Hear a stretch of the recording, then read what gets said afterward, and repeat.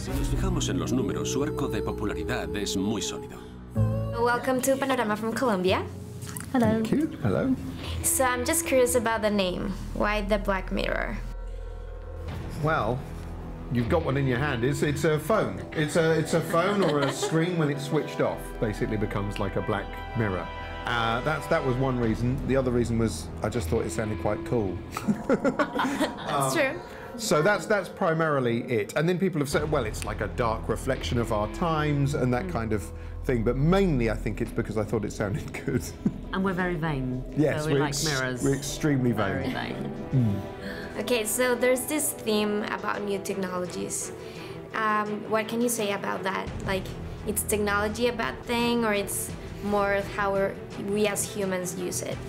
It's more about how we use it. I mean, technology is a miraculous thing, and I think that, like, we're both pro-technology. The show isn't anti-technology. The technology is never the bad guy in our show. It's always, if something goes wrong, it's because of some human failing or weakness that technology has enabled, perhaps, or exacerbated. Yeah, I think it's given that technology is now a given in the modern world.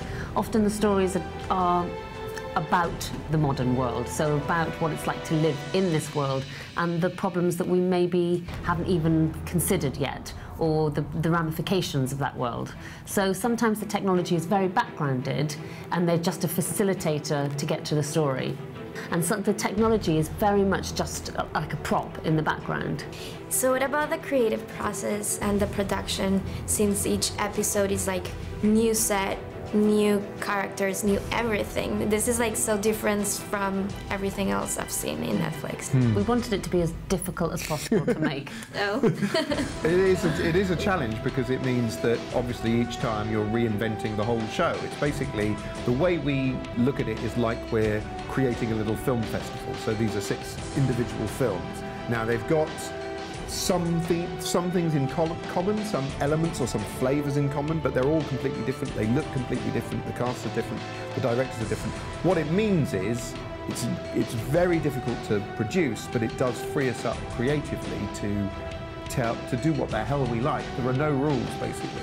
So for a viewer, hopefully it's exciting because you don't know what's going to happen.